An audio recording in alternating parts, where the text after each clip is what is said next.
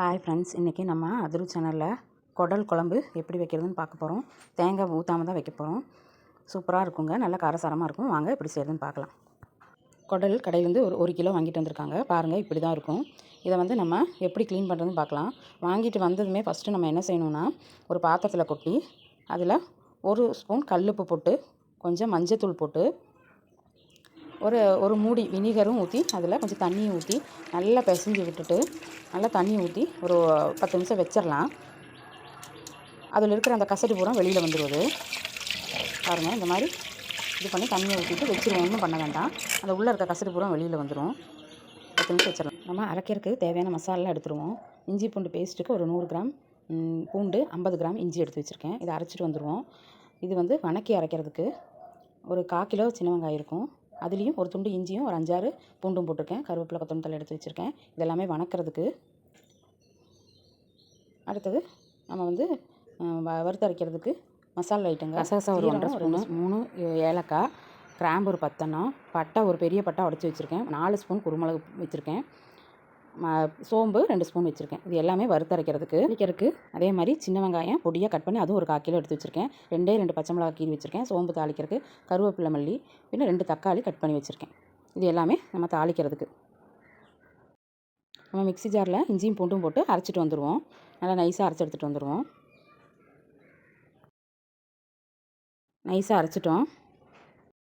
வணக்கி அரைக்கிறதுக்கு வேண்டி நம்ம முதல்ல ஒரு வடைச்சட்டி அடுப்பில் வச்சு அதில் கொஞ்சம் கடலை எண்ணெய் தான் ஊற்றுறேன். நான் கடலை எண்ணெய் செஞ்சால் நல்லாயிருக்கும். எண்ணெய் ஊற்றி நம்ம மசாலா ஐட்டத்துக்கு எடுத்து வச்சுருக்கோம் பாருங்கள். பட்டை, கிராம்பு இது எல்லாமே ஒன்றா போட்டு எண்ணெயில் நல்லா வறுபடட்டும். கருக விடக்கூடாது, நல்லா வறுபடட்டும். நல்லா வறுபட்டதும் நம்ம அதில் வெங்காயத்தை போட்டுருவோம். பூண்டு, வெங்காயம், இஞ்சி எல்லாம் எடுத்து வச்சுருக்கோம். அதையும் போட்டுருவோம். அதையும் போட்டு நல்லா வறுபடட்டும். இந்த மாதிரி ஸ்டேஜில் வரும்போது அதுலேயே நம்ம நல்லா வணங்கும் போதே நல்லா 2 ஸ்பூனு மிளகு பொடியும், கறி மசால் பொடி ஒரு 1.5 ஸ்பூனு, இது கொத்தமல்லி பொடி ஒரு 2 ஸ்பூன் நல்லா வணங்கிடுச்சு. பாருங்கள், இந்த ஸ்டேஜுக்கு வரணும். வெங்காயம் நல்லா ப்ரௌனிஷாக வரணும். வந்ததும் இந்த பொடிகள்லாம் எடுத்து வச்சுருக்கோம்ல, அந்த பொடியை வந்து அது கூடவே கொட்டிடுவோம்.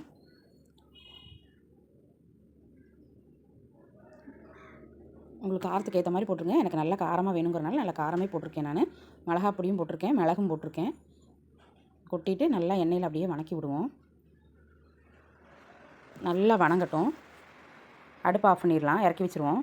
நல்லா ஆறிடுச்சு. மிக்ஸி ஜாரில் போட்டு நம்ம அரைச்சி எடுத்துகிட்டு வந்துடலாம். 2 டைம் போடணும். ஒரு சின்ன ஜாரில் தான் நான் போடுறேன். 2 டைம் போட்டு அரைச்சி எடுத்துகிட்டு வந்துடுவோம். நல்லா நைஸாக அரைக்கணும். நைஸாக அரைச்சிருக்கேன் பாருங்கள். இந்த மாதிரி இந்த ஸ்டேஜுக்கு நல்லா அரைச்சி எடுத்து வச்சிடணும். மிக்ஸி ஜார் கழுகி அந்த தண்ணியை நான் எடுத்து வச்சுருக்கேன்.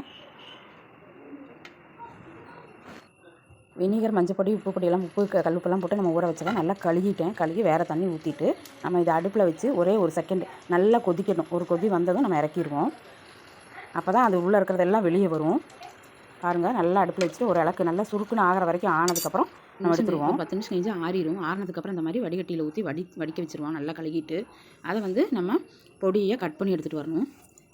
பொடியை நல்லா இந்த மாதிரி இந்த ஸ்டேஜ் இப்படி கட் பண்ணிடணும். ரொம்ப பெருசாக இருந்தாலும் நல்லா இருக்காது, வதக்குன்னு இருக்கும். பொடியாக இருந்ததுன்னா நல்லாயிருக்கும். இதை வந்து நம்ம பாத்திரத்தில் கொட்டி நல்லா பிணைஞ்சு பைப்பை திருப்பி விட்டு நல்லா கழுகணும்.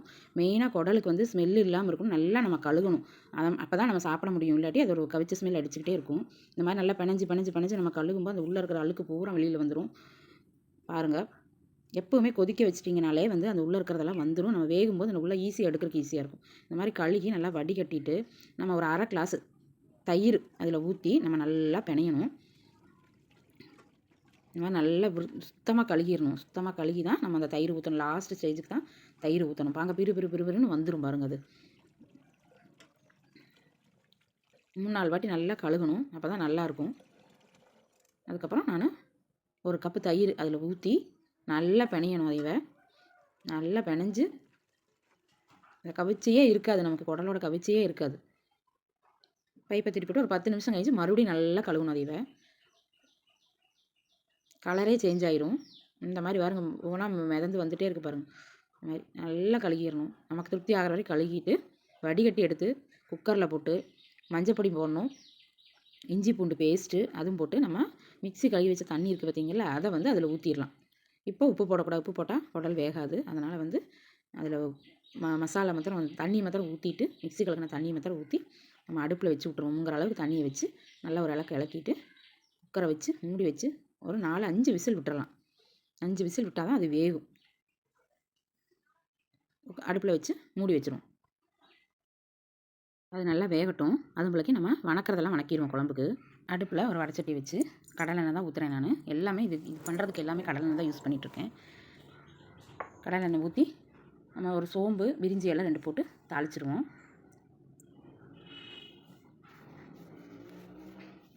சின்ன வெங்காயம் பொடியாக கட் பண்ணி வச்சுருக்கோம்ல, அதை வந்து அதில் போட்டுருவோம். பச்சை மிளகா ஒரு 2 பச்சை மிளகா கட் பண்ணி வச்சுருக்கிறது எல்லாம் கூடி போட்டுருவோம். அதில் போட்டு நல்லா வணக்கி விடலாம். குக்கர் அதில் வேகிறதுக்குள்ளே நம்ம வந்து இங்கே மசால் வந்து அரைச்சது எல்லாம் போட்டு நம்ம ரெடி பண்ணி வச்சிட்டோம்னா டக்குன்னு அது கேஸ் இறங்கினதும் அதில் போட்டு கொதிக்க வச்சுருவோம். தக்காளியும் போட்டுடலாம். இதில் தக்காளியும் போட்டு நல்லா வணங்கட்டும்.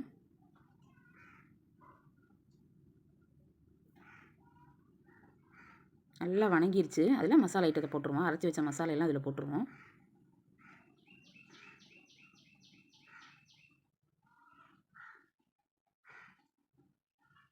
நல்லா பச்சை வாசம் போகிற வரைக்கும் நல்லா வணக்குவோம்.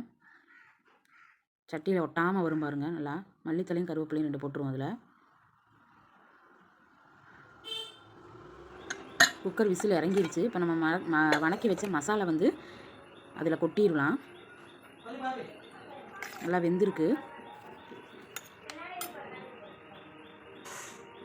நல்லா வெந்திருக்கு. இனி மசால் கூட வேகும்போது இனி நல்லா வெந்துடும். மசாலெலாம் கொஞ்சம் கொஞ்சமாக எடுத்து அதில் போட்டு இலக்கிடுவோம்.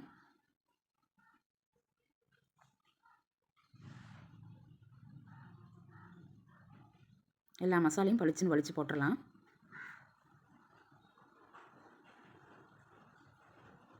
போட்டு நல்லா இலக்கி விட்டு வேணும்னா தண்ணி ஊற்றிக்கலாம். திக்காக உங்களுக்கு கிரேவி மாதிரி வேணும்னு சொன்னால் நீங்கள் வந்து அளவாக இந்த மாதிரி வச்சா போதும். இல்லை எனக்கு குழம்பு மாதிரி தண்ணி மாதிரி வேணும்னா நீங்கள் தண்ணி வேணும்னா ஊற்றிக்கலாம். உப்பு போட்டுருவோம். போட்டு நல்லா இலக்கி விட்டுட்டு நல்லா மசாலெலாம் கலங்குற மாதிரி நல்லா இலக்கி விடுங்க. இலக்கி விட்டு குக்கர் மூடி போட்டு மூடி வச்சிடலாம். ஒரு 3 விசில் விட்டலாம். அதுக்கப்புறம் பாருங்கள் 3 விசில் விட்டாச்சு. கேஸ் இறங்கி எடுத்துட்டோம். நல்லா எண்ணெய் பிரிஞ்சு வந்திருக்கு. மல்லித்தலை போட்டு இறக்கிடுவோம். குடல் குழம்பு ரெடி ஆயிடுச்சுங்க.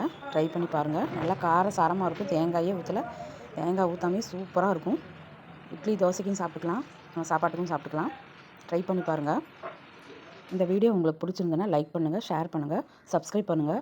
மறக்காமல் அதிரு சேனலை ஃபஸ்ட் டைம் பார்க்குறவங்களா இருந்தால் சப்ஸ்கிரைப் பண்ணி பெல் பட்டன் அமுத்துங்க. என்னோடய வீடியோ உங்களுக்கு உடனுக்குடன் வரும். தேங்க்யூ.